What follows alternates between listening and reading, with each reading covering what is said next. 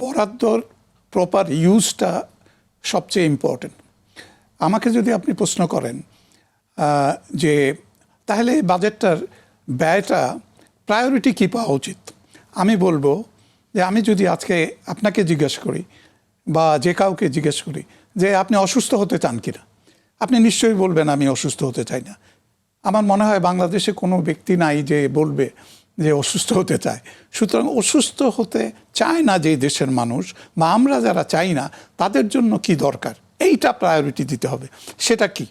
সেটা হলো রোগ থেকে বেঁচে থাকার জন্য যা করা, এবং স্বাস্থ্য মন্ত্রণালয়ের প্রায়োরিটি পাওয়া উচিত হলো প্রিভেনশন, এবং প্রায়োরিটি আরেকটা যেটা পাওয়া উচিত সেটা হলো প্রাইমারি স্টেজে রোগের চিকিৎসা পাওয়া। তাহলে এই দুটো যদি আমরা প্রায়োরিটি ধরি, প্রথমটা হলো রোগ থেকে আমরা কিভাবে বেঁচে থাকতে পারি জনগণের সবার জানতে হবে, আমার জানতে হবে, আমার শ্রোতাদের জানতে হবে, আপনাকে জানতে হবে, সবাইকে জানতে হবে। তাহলে এইটা একটা প্রাধান্য পেতে পারে সরকারের, যে আমরা কিভাবে মানুষকে সচেতন করতে পারি যে কিভাবে তারা রোগ থেকে বেঁচে থাকতে পারে, এইটার জন্য একটা ভালো বরাদ্দ থাকা উচিত। পরে যেটা আসবে সেটা হলো যে প্রাথমিক স্বাস্থ্য, যেটা আমি প্রথম শুরু করেছিলাম, যে প্রাথমিক স্বাস্থ্যটা আমরা কোথায় পাই। প্রাথমিক স্বাস্থ্যটা আমরা পাবো কিন্তু কমিউনিটি ক্লিনিক থেকে শুরু করে উপজেলা হেলথ কমপ্লেক্স পর্যন্ত।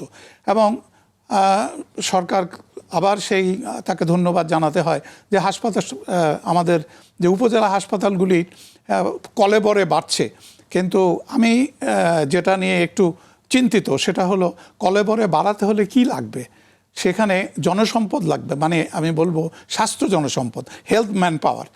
আপনি এই ম্যান পাওয়ার এখন আছে কি না, যদি না থাকে তাহলে আপনি এই ম্যান পাওয়ার তৈরির আপনার কোনো পরিকল্পনা আছে কি না, সরকারের কোনো পঞ্চবার্ষিক বা 10 বছরের কোনো এরকম পরিকল্পনা আছে কি না যে আগামী 10 বছর পরে বা আগামী 5 বছর পরে বাংলাদেশের কত স্বাস্থ্য জনসংখ্যা লাগবে, আমি বলি ডাক্তার, নার্স, প্যারামেডিক্স, সরকারের সেটা আছে কি না।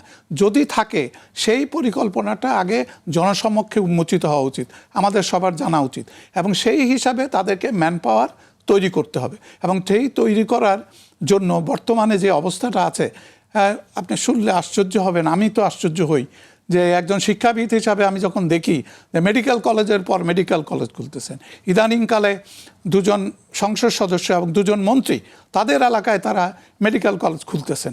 আমাদের মেডিকেল কলেজ খোলার প্রয়োজন আছে কি না, যেখানে আমাদের মেডিকেল কলেজগুলি সঠিকভাবে চলছে না, শিক্ষক স্বল্পতা রয়ে গেছে, প্রাইভেট মেডিকেল কলেজগুলি মানসম্মত নয় এবং সরকারি মেডিকেল কলেজগুলি অধিকাংশ মানসম্মত নয়।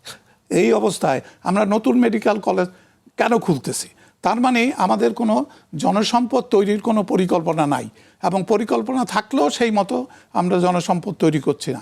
তো আমি এটার উপরে গুরুত্ব দিব যে আমাদের স্বাস্থ্য ব্যবস্থার যদি মান উন্নয়ন করতে হয় তাহলে প্রথম মেডিকেল কলেজ, নার্সিং কলেজ, এগুলিতে শিক্ষার মানটাকে উন্নত করতে হবে প্রথম 1 নম্বর। যদি শিক্ষার মান যদি উন্নত না হয় তাহলে কিন্তু সেবার মান উন্নত হবে না। ঠিক সিমিলারলি আমার যেখানে যেই জনসম্পদ দরকার, আমি যদি সেই জনসম্পদ দিতে না পারি তাহলে কিন্তু আমি স্বাস্থ্যসেবাও কিন্তু দিতে পারবো না। যেমন উপজেলা হাসপাতালগুলিতে আমরা চেষ্টা করিও এখন পর্যন্ত মানসম্মত চিকিৎসা সেবা নিশ্চিত করতে হবে, নানা কারণ আছে, সেখানে ডাক্তারের স্বল্পতা আছে, ডাক্তারের অ্যাবসেন্টিজম আছে, তারপরে সেখানকার যে সমস্ত অ্যাম্বুলেন্স থেকে শুরু করে অন্যান্য যে মানব সম্পদ আছে এবং ল্যাবরেটরি ফ্যাসিলিটিস থাকার কথা, সেই সমস্ত জায়গায় প্রচুর ঘাটতি আছে। সরকারের প্রাথমিক কাজ হবে, আমার যে ঘোষণা সরকার দিয়েছেন সেখানে তারা বলেছেন যে তারা উপজেলা হাসপাতালগুলিকে 101 বেডের করবেন। তাহলে আমার পরিকল্পনাটা কি হতে হবে যে 101 বেডের একটা হাসপাতাল চালু করতে হলে সেইখানে যদি আইসিইউ, এইচডিইউ থাকে তাহলে আমাকে সেই কি পরিমাণ মানব সম্পদ দরকার আছে, আমরা সেটা তৈরি করেছি কিনা, তাহলে আমরা কোথায় পাবো এগুলি। সুতরাং এই সমস্ত পরিকল্পনা ছাড়াই আমরা মেডিকেল কলেজ খুলে বসে থাকছি, সেখানে ল্যাব নাই, সেখানে ডাক্তার নাই, শিক্ষক নাই, এবং আমাদের যে ছেলে মেয়েগুলো বেরিয়ে আসছে তারা আসলে কোন স্ট্যান্ডার্ডে বেরোচ্ছে এটাও কিন্তু বিশাল বড় প্রশ্ন তৈরি হচ্ছে। বাংলাদেশে অলরেডি মেডিকেল শিক্ষায় মান নিয়ে অনেক বড় প্রশ্ন উঠে গেছে, এবং এটা আন্তর্জাতিক পর্যায়ে যখন দেশের বাইরে ছেলেমেয়েরা পড়াশোনা করতে যাচ্ছে সবচেয়ে বড় ধাক্কা খাচ্ছে সেখানে। জি, আমি সেটাই বলছিলাম যে আগে মানসম্মত শিক্ষা নিশ্চিত করতে হবে, পরবর্তীতে মানসম্মত স্বাস্থ্য।